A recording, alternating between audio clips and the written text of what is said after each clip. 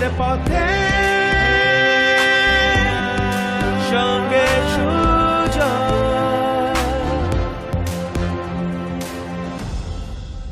Challenges are what make life interesting. Challenges are what that make life interesting. Overcoming them is what makes life meaningful. Overcoming them is what makes life meaningful. নমস্কার, জয়ের পথে সঙ্গে সুজয় আপনাদের স্বাগত। আমি professor doctor Sujoy বিশ্বাস এবং জয়ের পথে সঙ্গে সুজয়ের আজকে ভেরি সিগনিফিকেন্ট 475তম 475th এপিসোড, 475তম সপ্তাহ চলে এসেছি অনেকটা দূর। প্রথমে যখন শুরু করেছিলাম না, সত্যি বলছি, প্রথম সপ্তাহে আমার অতিথি ছিলেন বন্ধন ব্যাংকের ফাউন্ডার চন্দ্রশেখর ঘোষ মহাশয়। মনে হচ্ছিল, আমি তো মিডিয়ার লোক ছিলাম না, মনে হচ্ছিল যদি 25টা সপ্তাহ করতে পারে ইটস গুড এনাফ। 25তম সপ্তাহে চলেন হর্ষ নেউটিয়া সাহেব। 50তম সপ্তাহে আমার মেয়ে, যে মাধ্যমিকে 9th হলো, উচ্চ মাধ্যমিকে সেই সময় 10th হলো, ওকে কথা দিয়েছিলাম তুই যদি উচ্চ র্যাঙ্ক করিস তোকে নেব। তারপর আমার স্ত্রী, আমার ভাই সবাই এসছেন, কিন্তু তার সাথে এসছেন সৌমিত্রবাবু, সাবিত্রীদি, লীনাদি, শীর্ষেন্দু মুখোপাধ্যায়, ফাদার ফেলিক্স রাজ, ফাদার ডমিনিক, কারা, জহর সরকার সাহেব, কারা আসেননি। সমৃদ্ধ হয়েছি, পরিণত হয়েছি, জীবনকে বুঝতে চেষ্টা করেছি। অনেকে এসছে এমন মানুষ যারা সংঘর্ষ করে, সংগ্রাম করে জীবনের পথের চলার দিকে এগিয়ে গেছে। অনেক শিখেছি, বুঝেছি প্রত্যেকটা জীবনেই লুকিয়ে আছে এমন একটা গল্প, যে গল্প দিয়ে কিন্তু যে কোনো সিনেমা হতে পারে। আমরা শুধু সেই গল্পগুলো যদি বুনতে জানি ঠিক করে, সেটা হতে পারে। তাই জন্য আজকে 475তম এপিসোডে প্রথমে ভেবেছিলাম কোনো চেনা মুখ, কোনো সেলিব্রিটি, কোনো মিডিয়া পার্সোনালিটি, কোনো ফিল্ম স্টার কেউ আনবো। আজকে যাকে এনেছি সে আমাদের একজন থেকে তার কোম্পানি চলে গেছে আইপিওতে। বলতে ভাল লাগছে, I am very proud of the school that have passed south point. তিনি সাউথ পয়েন্টের প্রাক্তনী, এবং সেই প্রাক্তনী থেকে নিজে থেকে শুরু করে তার জীবনের কথা শুনবো, যে কলকাতায় বসে কিংবা পশ্চিমবঙ্গে বসে, যেখানে বলে কিছু হয় না, সেখানে বসে তার কোম্পানিকে নিয়ে গেছেন আইপিওতে। জয়ের পথের সঙ্গে সুজয়ের 475তম এপিসোডে আপনার স্বাগত। আজ আমার অতিথি, আজকে আমার বিশেষ অতিথি Debjit Chowdhury, founder and managing director of NIS securities. যা প্রথমে বলবো, সাপ্তাহিক সাফল্যের 7 ধরনের, the 7 rules of success. Debjit, তার আগে বলবো তোমাকে প্রচণ্ড ধন্যবাদ অর্থ শর্ট নোটসির আমার আসার জন্য, and making this program very meaningful in its 475th episode. It's an honor to me also. Thank you so much. ধন্যবাদ আপনাদের, যারা সপ্তাহের পর সপ্তাহ, মাসের পর মাস, বছরের পর বছর জয়ের পথের সঙ্গে সুজয় দেখে জয়ের পথের সঙ্গে সুজয়কে করে তুলেছেন এক মুখে মুখে চলা নাম। সঙ্গে রাখুন, দেখতে থাকুন জয়ের পথে সঙ্গে সুজয়। সাপ্তাহিক সাফল্যের 7 কোণে 7 rules of your first will learn to how to handle failure. Life is not a bed of roses. পড়ে যেতে হবে, তারপরে উঠতে হবে। আমি বলি success is not how you achieve, success how many times you get back on your feet while you fail. The second rule of success, imagine that outcome that you want. কি চাই সেটা করতে হবে। রিসার্চ করার সময় PhD guide বলেছেন, কোনটা চাও, কোথায় পৌঁছাতে হবে সেটা আগে ভেবে নাও, then you work from there so that you know যে কোথায়। এবং জীবনেও কিন্তু আমি কি হতে চাই আগে যদি লক্ষ্য ঠিক করে নিই, 1 step at a time, the view is beautiful, সেখানে যাদের পাহাড়ে সাফল্যের পৌঁছেই যাব। The third rule of success, practice the art of giving. সে সিনেমাটা হয়েছিল না বাবুর্চি, অন্যের জন্য করলে যে আনন্দ পাওয়া যায়, সেটা কিন্তু নিজের জন্য করলেও পাওয়া যায় না। অন্যের জন্য আমরা তো প্রার্থনা নিজেদের জন্য করি, prayers for us, for myself gets the blessing of myself, prayers for the whole world gives the blessing of the whole world. সুতরাং practice the art of giving. The fourth rule of success, fight to be you. কাউকে নকল করে নয়, কাউকে হয়ে নয়, নিজে বলে 300, সায়েন্সে বলছে, বিজ্ঞানীরা বলছে 300 বিলিয়নের পিপলের মধ্যে there is hardly chance that hardly 1% can be exactly like the other. Even identical twins are not identical. শুধু নিজের সত্তা, নিজের যে ক্ষমতা, নিজের যেটা করা ইচ্ছে, নিজেকে, not following others. The fifth rule আছে ব্রেক থ্রু ইউর লিমিটস। বলছে যদি আমরা আমাদের কমফর্ট জোন ব্রেক না করতে পারি, then we cannot go to the other tier. So break through your limits. The sixth rule আছে বি এ স্টুডেন্ট। বলে যতদিন বাঁচি ততদিন শিখি, সুতরাং be a student throughout our life till your last breath and you will keep on enjoying. The last but not the least, সাপ্তাহিক সফলের সপ্তম এবং শেষ রুল, সব সময় বলি, নানান প্ল্যাটফর্ম বলি, ফলো ইউর ড্রিমস। স্বপ্ন দেখতে হবে, তাহলেই তো থাকবে স্বপ্ন পূরণের সম্ভাবনা। So keep on dreaming, do the hard work, and harder you work luckier you are. নিশ্চয়ই আমরা চলে যাব সাফল্যের চাঁদের পাহাড়ে, ছোট্ট ছোট্ট পায়ে চলতে চলতে। প্রশ্ন উত্তরে চলে যাব, তার আগে জয়ের পথের সঙ্গে সুজয় যেটা করে তার সফল অতিথিদের সাফল্যের ডকুমেন্টেশন। সুতরাং আমার অতিথি দেবজিৎ চৌধুরী সম্বন্ধে দু চার কথা, খুব অল্প কথা দেবজিৎ আমাকে পাঠিয়েছে, and I'll read through that, then I'll explore him through the question and answer. Debajit Choudhury is the chairman and managing director of NIS Management Limited, a respected leader in the security and facility management industry. He also serves as a consultant and advisor to several organizations on projects involving electronic access control, intrusion detection, surveillance. He is a director and active faculty of Kirtika Academy Private Limited, NSDC partner in skill development space. Debajit Choudhury is actively associated with Rotary International, the Royal Calcutta Golf Club, the Central Association of Private Security Industry, CAPSI, and the Association of Private Detectives and Investigators, APDI. His spouse, Rina, a partner in life and in business for 30 years, is his force behind all the initiatives. They have two charming daughters, Mohor and Monal. দেবজি, তোমার সাথে সেদিনকেই পরিচয় হলো, it's not much that, but কীরকম নিজের লোক বলে মনে হচ্ছে। তো একবার জিজ্ঞেস করি, যদি এটা জানি, এই প্রশ্নটার উত্তর আমার জানা, একটু ছোটবেলার কথা যদি বলো, ইনক্লুডিং স্কুল অ্যান্ড কলেজ।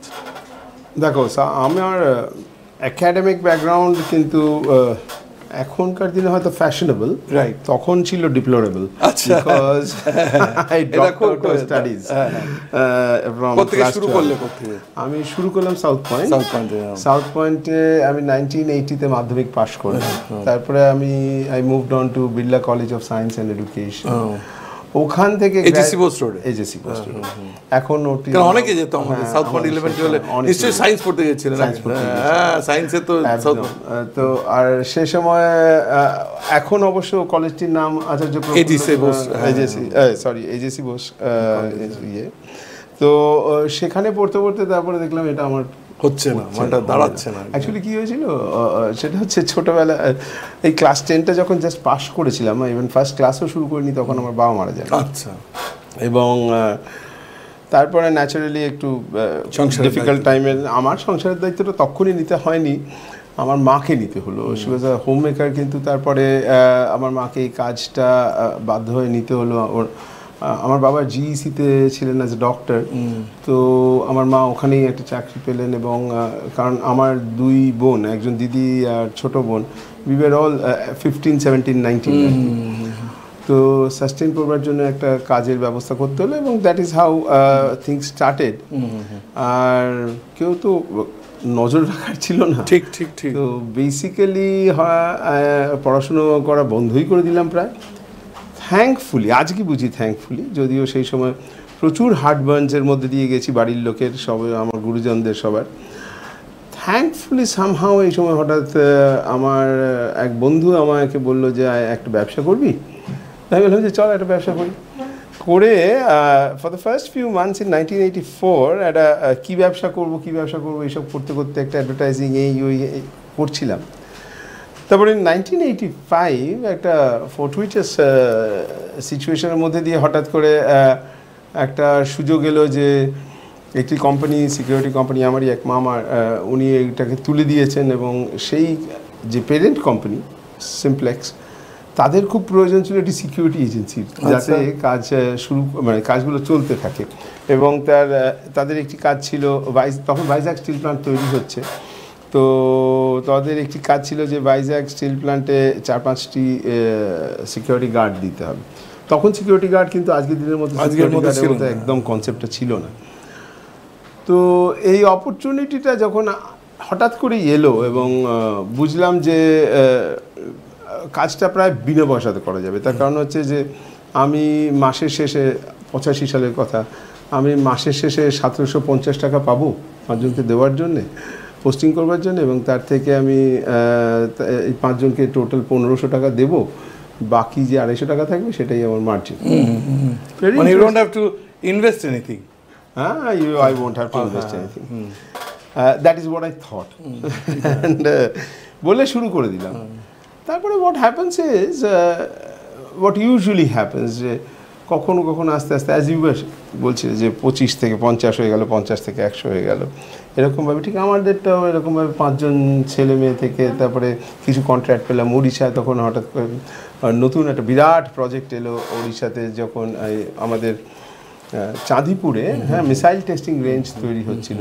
তো তার জন্য বেশ কয়েকজন লোকজন সিকিউরিটি গার্ড দেওয়ার কথা। আর ওই সময় কেউ কিছু বলবার নেই, কন্ট্রোল করবার নেই, আমি সারা তোমার নিজের মর্জির মালিক। হ্যাঁ, তো করতে করতে একটা সময় এটা এলো 1985-এর পরে 1986-এ একটা খুব বড় অপরচুনিটি খুলে গেল। সেটা হচ্ছে আমরা একটা রাঁচি এয়ারপোর্টে একটা টেন্ডার ওরা সিকিউরিটির জন্য বের করেছিল। এখন সেই সময় টেন্ডার কিছু আমরা জানতাম না, আমার কোনো টেন্ডারের ব্যাকগ্রাউন্ডও ছিল না, কিছু না। সামহাও ওইখানটাতে আই গট ইনভলভ করতে গিয়ে, এবং Ranchi was a very notorious place those days. তো সেই কাজটা করতে গিয়ে আমি রিয়েলাইজ করলাম যে এটা আমার ক্ষমতার বাইরে। বাট ফর্চুনেটলি আমি তখনকার ডিরেক্টর অফ এয়ারড্রোমস, তার সাথে দেখা করে তাকে কনভিন্স করতে পারলাম যে গিভেন অ্যান অপরচুনিটি আমি হয়তো এই জিনিসটা চেষ্টা করতে পারবো। It would be a very dangerous project. তারপরে অনেক কটা অ্যাডভেঞ্চারের ভেতর দিয়ে আর্মগার্ড, বেশ কয়েকটা মানে ভেরি সিরিয়াস থ্রেট, এসব কাটিয়ে উঠতে আস্তে আস্তে এজেন্সিটা দাঁড়াতে শুরু করে দিল আর কি। আমি পরে আসছি আবার, তোমার এই গল্পটা তো খুব রোমাঞ্চময়, গুজবাম্পস দিচ্ছে করতে। এটা না করেই পারছি না, জানেন তো। তার কারণ হচ্ছে যে স্কুলে পড়েছি খুবই আছে, এই যে ক্লাস 10 অব্দি সাউথ পয়েন্টের পড়া, how what was the effect in the rest of your life? Massive. Even at that age, ওই সময়ও আমার, যখন আমি শুরু করেছিলাম 1985, I was 22 years of age, without any other backgrounds etc. দুটো জিনিস বিরাটভাবে পড়েছে। সাউথ পয়েন্টে ছোটবেলা থেকে আমাদের অনেক পড়তে হতো, আমরা বাজে স্টুডেন্ট ছিলাম, কিন্তু তবু পড়তেটা হতো, প্রত্যেক বছর পাস করতে হতো। বলে 8-এ ছেড়ে দিত, মানে 8-এর পর 9-10 পড়া খুব টাফ ছিল আর কি না। এখন এটা বোধহয় আজকে অবধি আমার কাছে খুব ইম্পর্টেন্ট হয়ে গেছে। কি হয়েছে যে প্রথমেই যখন ওই টেন্ডার পেপার, একটা টেন্ডার পেপার এলো 400 পৃষ্ঠা। ওই সময় আমি ব্যবসার কিছু বুঝি না, কাজের কিছু বুঝি না, কমার্শিয়াল ওয়ার্ল্ডের কিছু বুঝি না, কিন্তু একটা ব্যাপার ছিল যে আমি এটা একটা ডকুমেন্ট তো পড়ে ফেলতে পারবো। Right. So this was a very important thing. মানে সেই ডিসিপ্লিন, সেই ডেডিকেশন ছিল যে একটা জিনিসে কনসেন্ট্রেট করে মানে সেইটা শেষ করতে পারবে। এটা একটা। অ্যান্ড সেকেন্ড সবচেয়ে বড় যেটা, সেটা হচ্ছে একটা কমিউনিকেশন স্কিল। তো right, coming from English medium background, একটা সাউথ পয়েন্টের মতো একটা ইনস্টিটিউটে যদি পড়াশোনা করা যায়, কথাবার্তা বলা যায়, তারপরে গিয়ে হয়তো তত এত সাবলীলভাবে কিছু কথাবার্তা বলতে পারতাম না তখন, দ্যাট ইজ অল রাইট। কিন্তু সেই সময় ক্লাস 10-12 ড্রপ আউটের কাছ থেকে কেউ যদি যা এক্সপেক্ট করতো, তার বদলে আমি যখন কথাবার্তা বলতাম, the acceptability was little more. Right. So these two have আমি কেন জিজ্ঞেস করলাম, ধরো আমি তো নানান ভার্টিক্যালে কাজ করি, আমি মানে আমি একটা প্রাইভেট সংস্থাকে লিড করি, আমি নিজের আমার একটা কনসাল্টিং প্র্যাকটিস আছে, আমার ইঞ্জিনিয়ারিংয়ে ভ্যালুয়েশন করি আমি এই শোটা 9 বছর ধরে করছি, part of has become part of my life. তাছাড়াও আমি অভিনয় করি, আমি মোটিভেশনাল টকিং করি, আমি পারফর্ম করি, গান করি, সিনেমা করেছি, সিরিয়াল করেছি, খুব বিখ্যাত সিরিয়াল করেছি খড়কুটো, যেটা। সো আমার কাছে অনেকে এসে স্যার আর পড়তে ভালো লাগছে না, এটা। আমি ওদের বলি যে বেসিক পড়াশোনাটা শেষ কর, তারপরে তো স্যার দ্যাট দুবেলা ডাল ভাত খাওয়ার, because you are an exceptional case. আমি বলছি, আমি 475তম এপিসোডে লোকে কিন্তু চেষ্টা করে গ্র্যাজুয়েশনটা শেষ করতে, যে করেই হোক চেষ্টা করে গ্র্যাজুয়েশনটা শেষ করতে, but you had been very exceptional, must be very focused on whatever you did, otherwise it would have come in its way. Focus comes with time. Original তো সবচেয়ে বড় ব্যাপার যেটা আমার মনে হয় focus is the need to survive. The need to survive.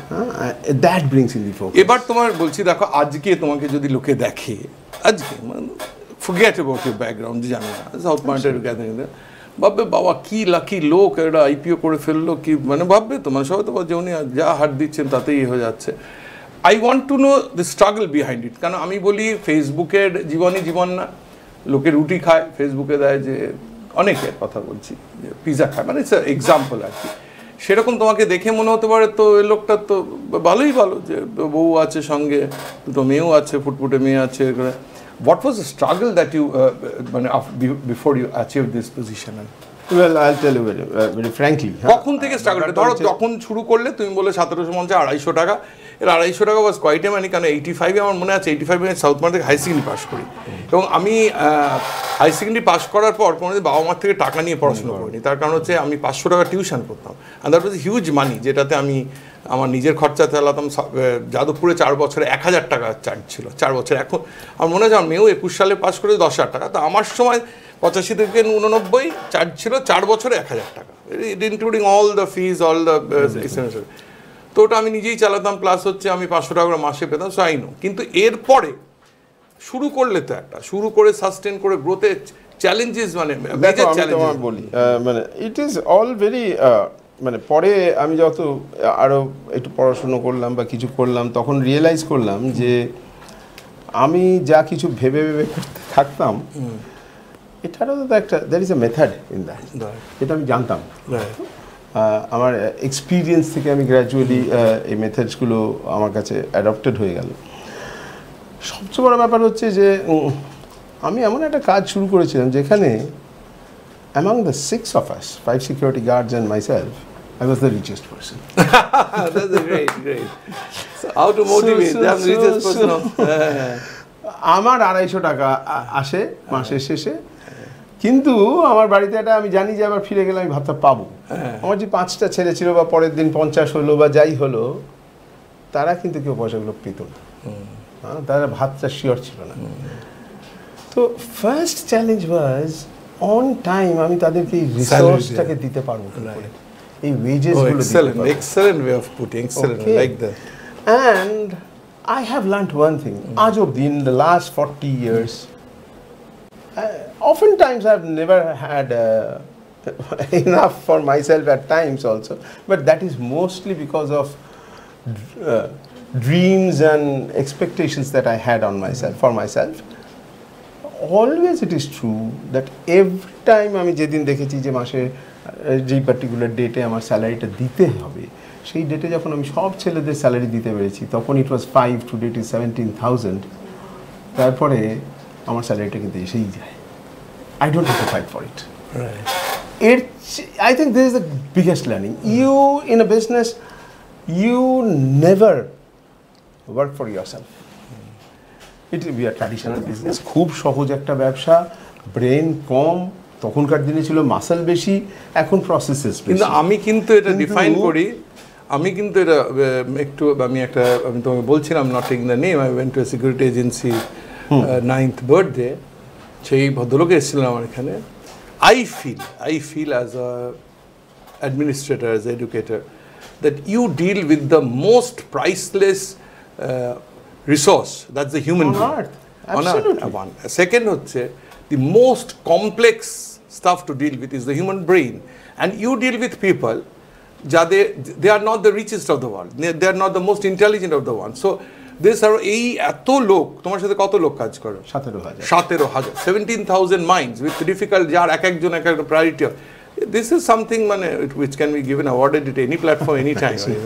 What is important is that, না আমি তোমায় যেটা জিজ্ঞেস করছিলাম, ব্যাক টু দ্যাট, এর মধ্যে কখনো হয়েছে যে আস্তে আস্তে আজকে তো 17,000 হয়েছে, অ্যান্ড তোমার আজকে কোনো ডিফিকাল্টি হলেও সেই রিসোর্স তোমার তৈরি হচ্ছে যে তুমি সেটাকে ফেস করতে পারো, এমন একটা যে মেক অর ব্রেক, যে এরকম মানে এইটা আমার করতেই হবে, নাহলে many times you see one of the first things was আমার একটা পার্টিকুলার ডেট, স্যালারি ডেট ছিল, সেই ডেটের মধ্যে স্যালারিটা করতেই হবে, টাকাগুলো আসতো না সেই সময়। ওকে, যেটা হয় সেটা হচ্ছে যে আমি কারোর কাছে গিয়ে যখন টাকা চাইছি, আমার কিছু দেওয়ার নেই, আমার কোনো কোল্যাটারাল নেই, কিছু নেই, ফ্রেন্ডস যথেষ্ট অ্যাফোর্ড করতে পারে না, so I had to go to relatives and distant relatives, even relatives whom I would not otherwise meet on anywhere. I would go and say আমি একটা এরকম ব্যবসা করছি, আমার আগামী 10 তারিখে একটা ওয়েজ দিতে হবে। These were the first most difficult. Then the second difficult is when আমার কাস্টমার্স, আর তাদের মধ্যে আজকে তো because of that possibly some of them are with us for the last 25-30 years and more. Customers কোনো একটা তার একটা পার্টিকুলার প্রবলেম নিয়ে আইদার আমার সাথে ডিসকাস করছে, অথবা আমি কাজটা করতে করতে বুঝতে পারছি যে if I can't find a solution to this particular problem, then হবে না আমার কাস্টমারের পক্ষে, it is going to be a disaster. There has been many disasters.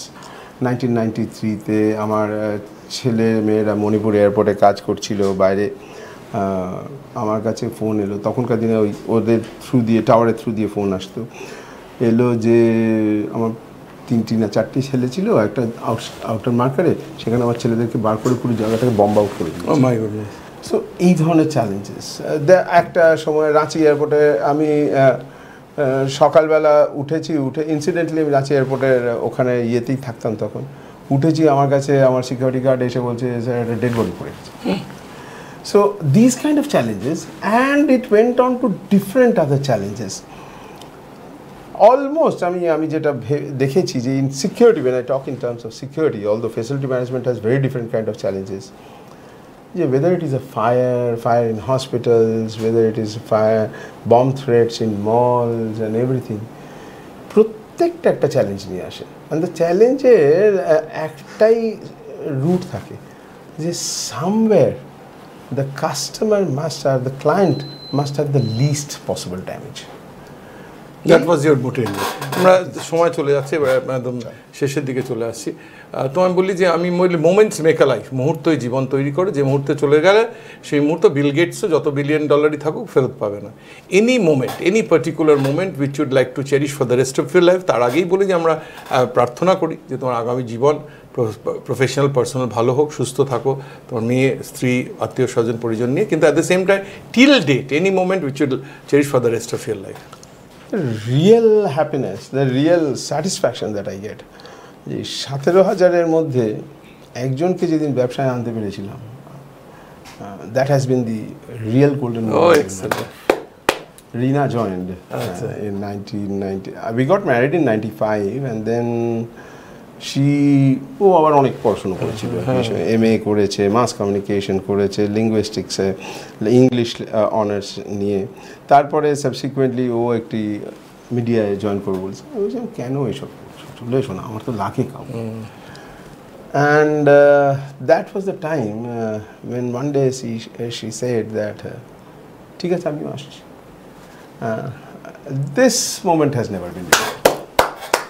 চলে এসেছি প্রথম অধ্যায়ের একদম শেষে। 475 আমাদের গা শিরোনাম ঘটনা যে মাস্টার্স করে লিঙ্গুইস্ট করে মিডিয়া থেকে মিনা করে সিকিউরিটি এজেন্সিতে জয়েন করলো, সেই 12th ফেলের মতন 12th ফেলের দেবজিৎ চৌধুরীকে, who happens now to be the promoter of an IPO, company who's going for IPO listing in the stock market.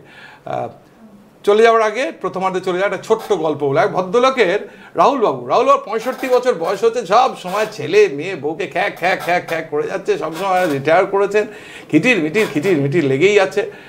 তো একদিন, এবং নিজে কিন্তু নিজের ওপর বিরক্ত যে আমি আমার যে ক্লোজেস্ট লোক তাদের সাথে সবসময় খ্যাচ করছি, মানে হোয়াট হ্যাপেন টু মি। তারপর একদিন সিনসিয়ারলি বসে খুব মেডিটেট করার পর he had a change within himself. তারপরেও ছেলে এসছে, মেয়ে এসে বলছে বাবা গাড়িটা খারাপ হয়ে গেছে, আর কী করবো? বলছে গাড়ি খারাপ হয়ে গেলে গাড়ি রেখে ওই বাসে ট্রামে কিংবা মেট্রোতে চলে যাও, আর যদি পয়সা জোগাড় করতে পারো গাড়িটা সারিয়ে নিয়ে তারপর চলে যাও, আমার কোনো আপত্তি নেই। আমি একদম হাসি মুখে যাও বাবু। ছেলে এসছে, এবার ছেলে এসে বলছে বাবা অনেক চেষ্টা করলাম, ফেল করে গেলাম গো, কি হবে সে, আমি তো কান্নাকাটি। বলছে ফেল করে গেছো, আবার চেষ্টা করো, তুমি তো জানো যে কোনটা কতটা চেষ্টা করলে পাস করতে পারো। হাসি এসে কি আজ বলছে ফেল করলে তুমি পরের বার পাস করে যাও, আর পরের বার যদি পাস করতে না পারো তারপরের বার কিন্তু নিজে পয়সা জোগাড় করে তখন পড়াশোনা করো, আমি কিন্তু আর পয়সা দিতে পারবো। এরপর তো স্ত্রী এসে বলছে আমার এই সংসারে আর ভালো লাগছে না, বাপের বাড়ি চলে যাবো, 1 মাস বাপের বাড়ি থেকে আগে নিজেকে ডিটক্সিফাই করে তারপর আসবো, আমি আর এখানে থাকবো না। বলছি বাপের বাড়ি যাবে 1 মাসে যাও, তোমার যতদিন নিচ্ছে তুমি বাপের বাড়িতে ঘুরে এসো, তোমার যখন ভালো লাগছে না, মন ভালো লাগছে চলে। কথা শেষ হয়নি, বোনের ফোন এসছে। বোন বলছে দাদা আমি তোমার ওখানে গিয়ে মাসখানেক থাকবো, তোমার অসুবিধা নেই? বলে না কিসের অসুবিধা, এসে থাকবি সহজে, 3 জন 4 জন আছে, 5 জন হবে, একদম কোনো অসুবিধা, এসে থাকো। বাড়ির লোক পড়ে গেছে ধন্দে। আরে যে লোকটা কিছু একটা খেঁচাখেঁচি করছে, খ্যাচ খিটিমিটি করতো, সেরকম হাসি মুখে সব করছে। সন্ধেবেলা সবাই মিটিংয়ে বসছে এবং টেলিফোনে তার বোনও ছিল। এবার তারা বাবাকে গিয়ে ঠিক করেছে, জিজ্ঞেস করবে যে বাবা কি হলো, মানে তুমি তো মানে তুমি আমাদের বকাবকি করতে, সেটাই তো আমাদের এ ছিল, সেটাই তো বাবা তুমি, সেটাই তো তুমি বাবা তুমি। বলছে দেখো আমার নিজের খ্যাচ করতে করতে আমি নিজের ওপর নিজের বিরক্ত হচ্ছিলাম, তো আমি খুব মেডিটেট করলাম, ঈশ্বরের করলাম, এবং আমি একটা ঈশ্বরের থেকে মানে আমার একটা উপলব্ধি হচ্ছে যে কেউ কারো দায়িত্ব নিয়ে আসেনি, সবাই নিজের দায়িত্ব নিয়ে আসছে। আমি তোমার কথা ভেবে, তোমার দিদির কথা ভেবে, তোমার মায়ের কথা ভেবে সারা দিন বিরক্ত হয়ে থাকতাম যে তোমাদের কি হবে, এ হবে, তুমি কি করে তোমাদের এই সমস্যার সমাধান করবো, এই করেছিল। আমার লিমিটেড রিসোর্সে আমার মন একদম পাগল হয়ে যাচ্ছিল। কিন্তু আজকে এই পুজো করার পর এই একদম একটা চেতনা এলো যে আমি তো সবার দায়িত্ব নিয়ে আসিনি, যে যার প্রারব্ধে এসছে, প্রারব্ধ অনুযায়ী যা আছে তাই পাবে। তো আমি কেন করবো? আমি দিক দেখিয়ে দেবো যে কোন দিকে গেলে ভালো হতে পারে। সো আমরা মানে the story ends here, the moral of the story is each one has his own destiny and we have to keep on working so that the destiny যেটা আছে সেটা যেন হয়।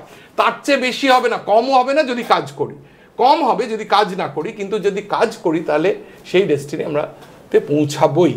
সুতরাং don't get stress by whatever is happening. বলা সহজ, করা শক্ত। I keep on speaking, I keep on doing motivation. আমি জানি নিজের ওপর যখন আসে এটা করা শক্ত, কিন্তু 475তম এপিসোডে আমি বারবার বলবো কিচ্ছু করার নেই। উই হ্যাভ টু অ্যাকসেপ্ট সেই the prayer of serenity, God grant me the serenity to accept things which I cannot change, courage to change the things that I can, and wisdom to know the difference between what I can and what I cannot. ফিরে আসবে একটা ছোট্ট বিরতির পর। আপনারা দেখছেন জয়ের পথে, সঙ্গে Sujoy.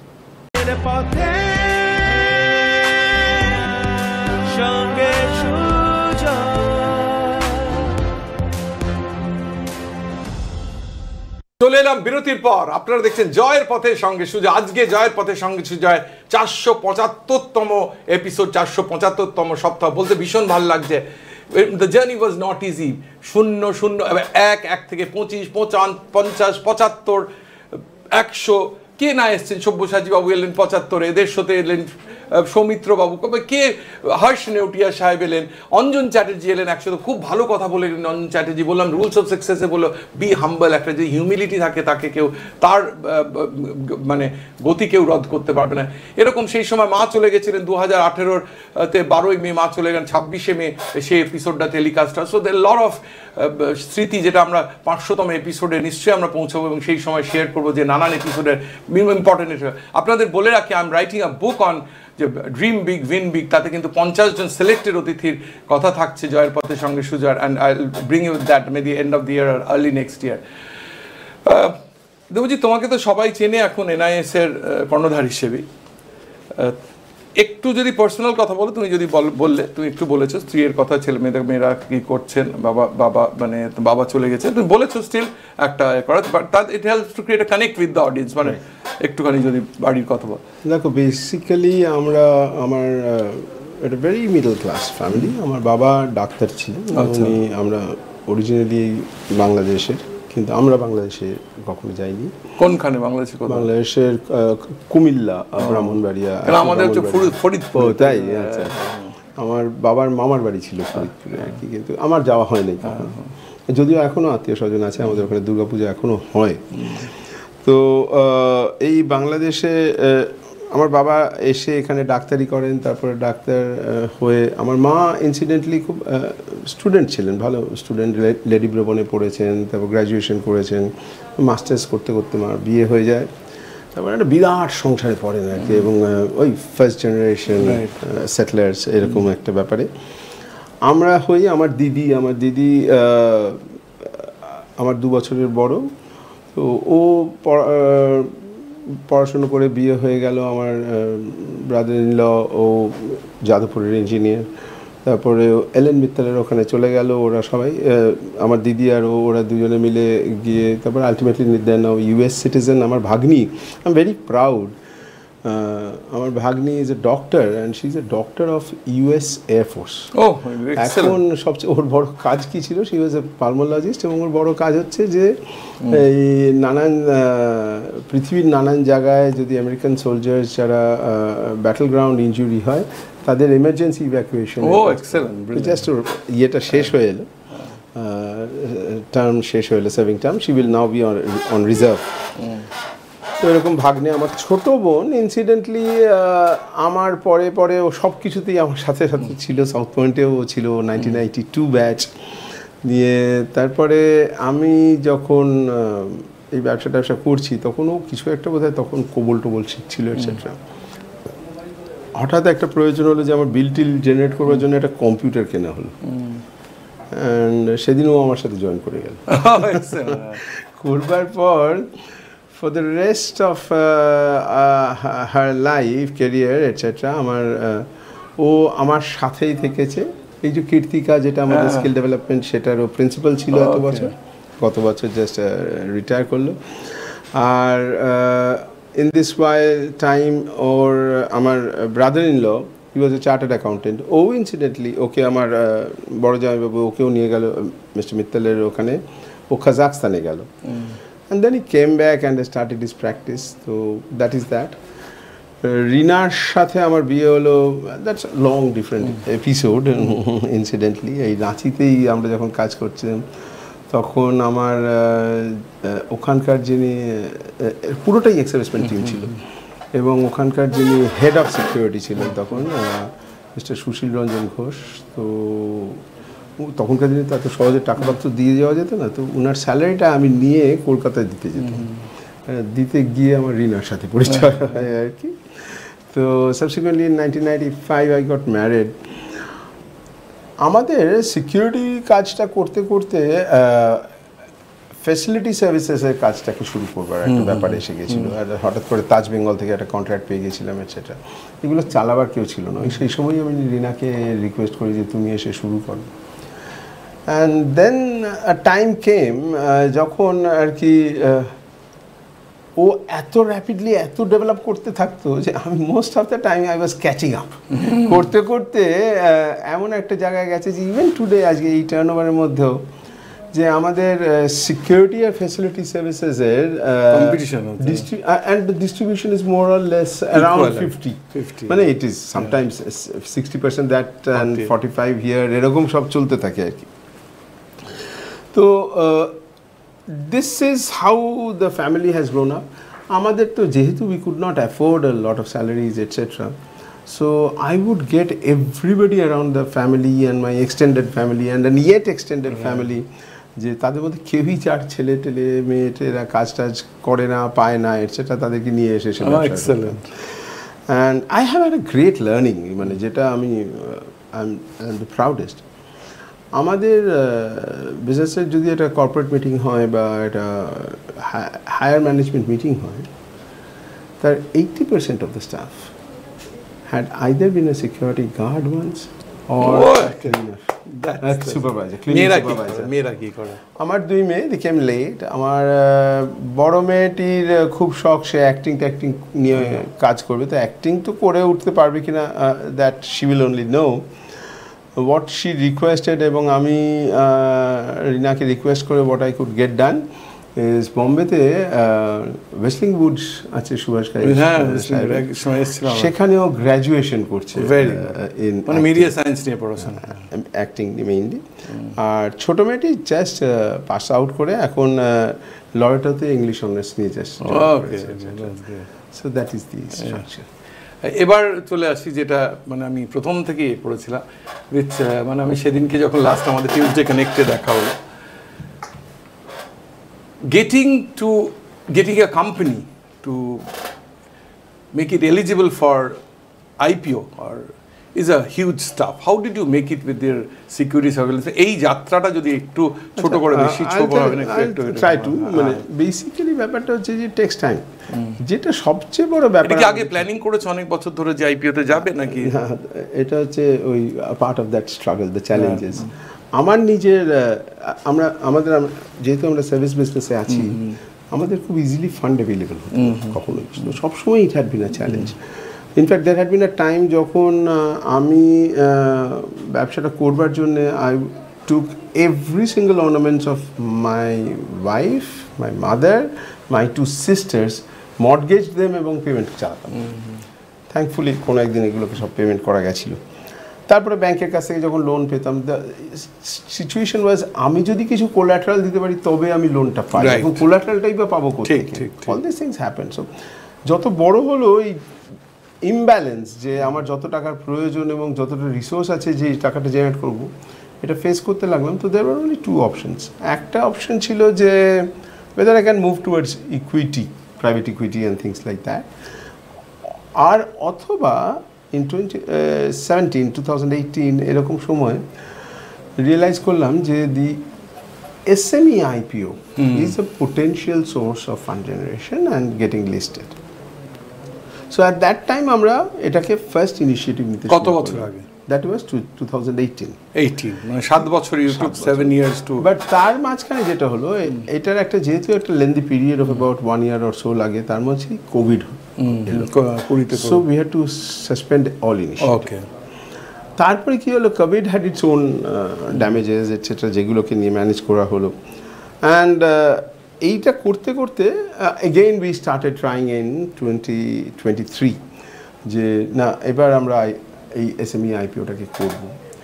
The first thing that was necessary, এবং যেটা আমরা আগের বার বুঝে গেছিলাম বলে ইন দ্য কোভিড এরা আমরা খুব ইনিশিয়েটিভ নিয়ে ঠিক করতে পেরেছিলাম, একটা স্ট্রং ডিসিপ্লিন স্ট্রাকচার লাগে, একটা strong, it may be a very small financial ডিসিপ্লিনের কথা বলছো নাকি? না, it's all operational discipline, management discipline. Okay, তো এটা খুব লাগে, এবং এটা লাগে বলে you need to have a board.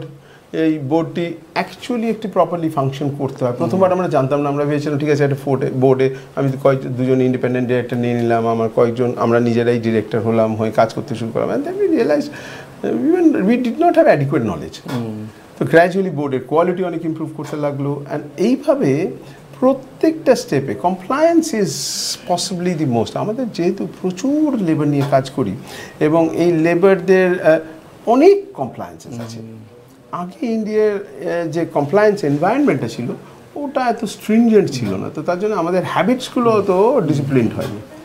Around 2017-18 we realise যে আমাদেরকে কিন্তু খুব ডিসিপ্লিনড ইনিশিয়েটিভ নিতে হবে ইন কমপ্লায়েন্স।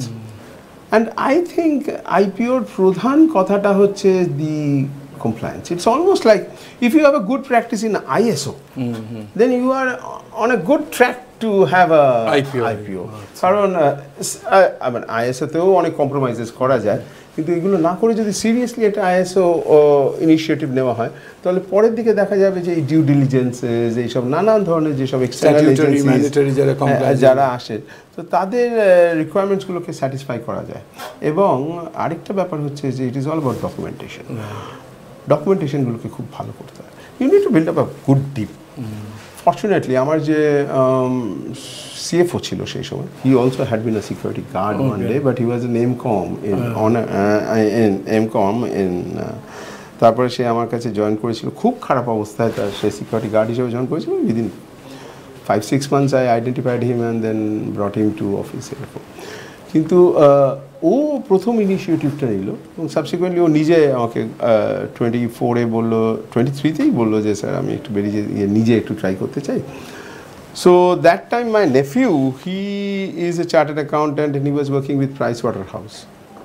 সে আমাকে গত 3-4 বছর ধরে বলছে I would like to leave it all and come to and join you and all that. তো তখন আমি বললাম যে চলে আয়। তো then a team we built up, যেখানে আমার নেফিউ অ্যাজ এ CFO, আমাদের কোম্পানি সেক্রেটারি হিসেবে একটি young Ramayani, very young but very very sincere girl. তো ও আর আমার নিজের যা যা experiences etcetera and the board, যেই বোর্ডে আমাদের বেশ কিছু ভেরি সিনিয়র রয়েছেন, retired MD of Western Coalfields and such other persons, ইনাদেরকে নিয়ে আমরা যখন এই কাজটাকে স্ট্রাকচার করতে লাগলাম, ভেরি ফ্রিকুয়েন্ট ইন্টারাকশনস, আইটারেশনস, এটার মধ্যে দিয়ে যেতে যেতে you actually get to. The issues are two. Whatever obstacles come, and I think it is a truth all across these initiatives and efforts. The obstacles have to be addressed. They have to be taken on. There is no bypassing there. If there are challenges, there are opportunities. Yes, absolutely. So when did it happen? Ultimately, when did you get the ultimately we got our এটা একটা DRHP আর কি, draft red herring prospectus, সেটা file করতে হয়, সেটা file করলাম। তার আমাদের বম্বে স্টক এক্সচেঞ্জে লিস্টিংয়ের জন্য করলাম এবং বিএসসি অ্যাপ্রুভাল এলো আমাদের জানুয়ারি মাসে, এই জানুয়ারি মাসে। এবং তখন আমরা ডিসাইড করলাম যে ঠিক আছে we will immediately go for লিস্টিংয়ের জন্য ইনিশিয়েটিভস নেব। But then the market tanked, খুব খারাপ মার্কেট হয়ে গেল। ইনফ্যাক্ট এরপরেও মার্কেটটা খুব খারাপ চলছিল, মানে this was not the ideal time যখন আমাদের এটা আইপিওটা করবার। কিন্তু একটা জিনিস আমরা রিয়েলাইজ করলাম, সেটা হচ্ছে অরিজিনাল ডিআরএইচপি যখন অ্যাপ্রুভাল হয় তখন সেটা 1 বছরের জন্য ভ্যালিড থাকে। So we would have to complete it by this year in any case. আর এরপরে ফেস্টিভ্যালস আসবে, আসবে, তারপরে কখন এটাকে করা যাবে। তো আমাদের যারা শেয়ার ইন্ডিয়া ছিল আমাদের মার্চেন্ট ব্যাংকার, তো ওরা সাজেস্ট করলো, আমার নিজের একজন ফিনান্সিয়াল অ্যাডভাইসার ছিল ইনভিক্টা ক্যাপিটাল, এইগুলো সব অ্যাকোয়ার করতে, টিমগুলোকে বিল্ড আপ করতে হয় ওভার দ্য প্রসেস। তো সবাই মিলে ঠিক করা হলো যে না, লেটস গো রাইট নাও। তাতে হয়তো আমাদের ভ্যালুয়েশনটা কিছুটা ইম্প্যাক্টেড হতে পারে, but at least it will be through. Right. And once you are through, then you are on the Once you are through, you have a different kind of struggle, and you have a different kind of horizon to look at. আর সেটা করতে করতে আর কি, কবে এটা তোমার? এটা 2nd September আমাদের listing হলো। Oh, excellent. Congratulations. I'm so excited listening that I thought that the 475th I couldn't get a better. এবার একদম আমরা শেষের দিকে চলে এসেছি সময় তো। In fact we have crossed the today time also. যে বলে বাঙালিদের দ্বারা ব্যবসা হয় না, এমনি বলে পারসেপশন ইজ নট রিয়েলিটি, কিন্তু perception makes a lot of sense.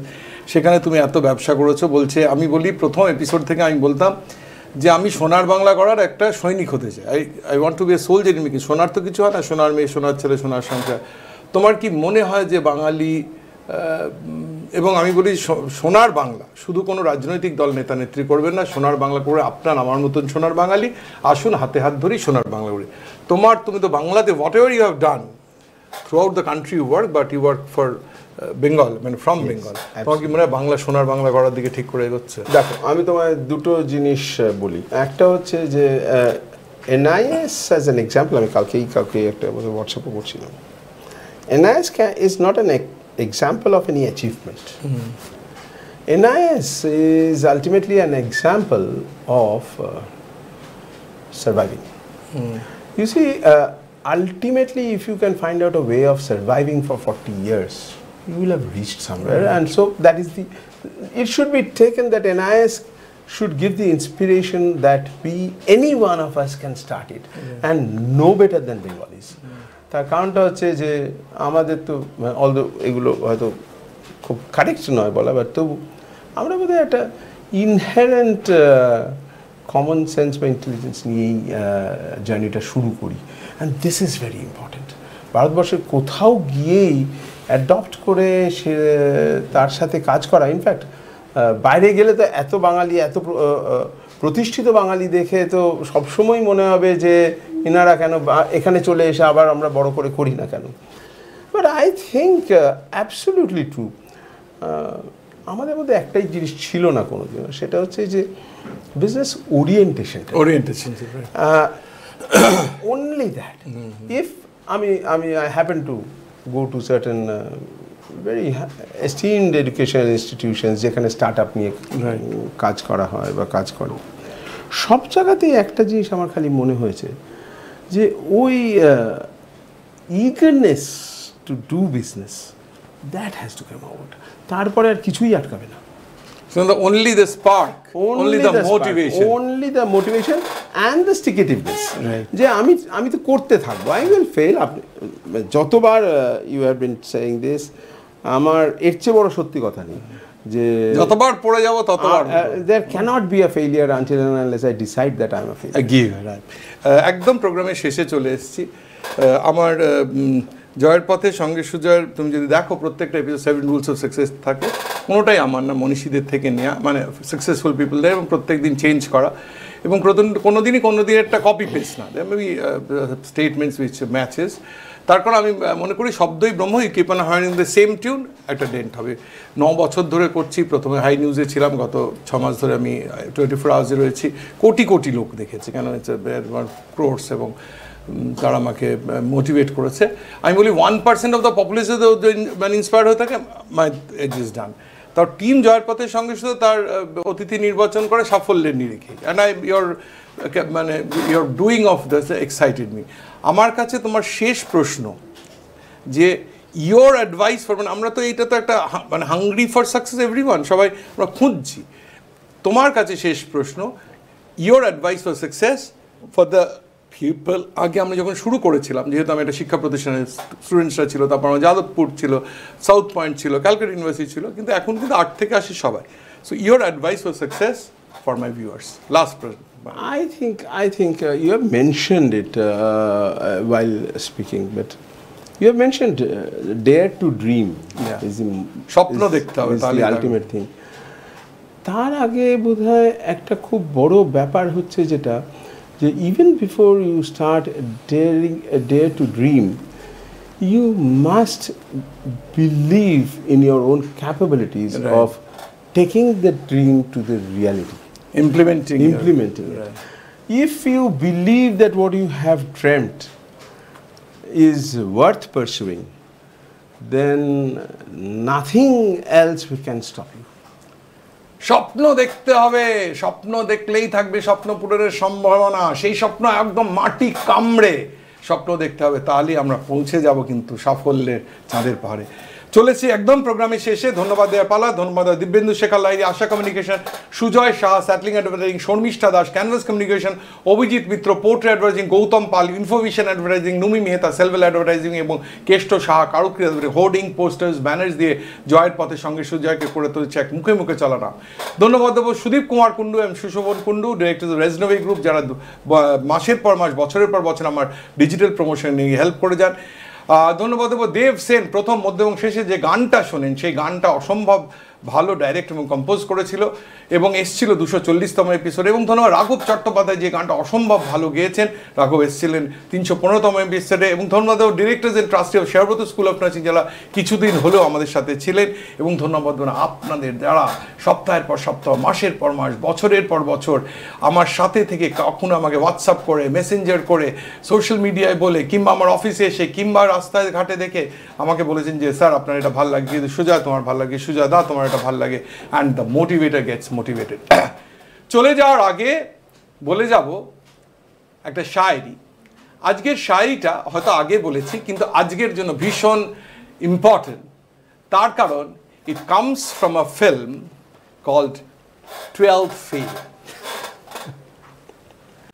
12th Fail থেকে একটা আইপিও যাচ্ছে, আমার এখনো গুজবাম্পস দিচ্ছে। 12th Fail থেকে শুরু করে and it was used in that film 12th Fail, and it said, and I end with that शायरी, टूटे हुए सपनों के सुने कौन सिसकी, अंतर की चीर व्यथा पलकों पर ठिठकी। टूटे हुए सपनों के सुने कौन सिसकी, अंतर की चीर व्यथा पलकों पर ठिठकी। आंसू नहीं बहाऊंगा, आंसू नहीं बहाऊंगा, सिर्फ मुस्कुराऊंगा, आंसू नहीं बहाऊंगा, सिर्फ मुस्कुराऊंगा। भाग्य कहूंगा कल फिर लौट आऊंगा, कल फिर लौट आऊंगा, कल फिर लौट आऊंगा। हार नहीं मानूंगा, हार नहीं मानूंगा, रार नहीं ठानूंगा, हार नहीं मानूंगा, रार नहीं ठानूंगा। अपने लक्ष्य में पहुंचने तक, अपने लक्ष्य में पहुंचने तक नहीं थामूंगा, नहीं थामूंगा, नहीं थामूंगा। ফিরে আসবো পরের শনিবার বিকেল 5:30টায়। দেখতে থাকুন জয়ের পথের সঙ্গে সুজয়। আজকে 475তম এপিসোডে পৌঁছে আপনাদের আশীর্বাদ, ভালোবাসা এবং আপনাদের ওয়েল উইশেস অলওয়েজ জন্য আপনাদের একদম আন্তরিক আমার প্রণাম, আন্তরিক ভালোবাসা, আন্তরিক আশীর্বাদ যা ছোটদের জন্য। এবং I am very glad that you have tolerated me for last 9 years, 475 episodes. Sujoy, thank you for having me here. Thank you so much.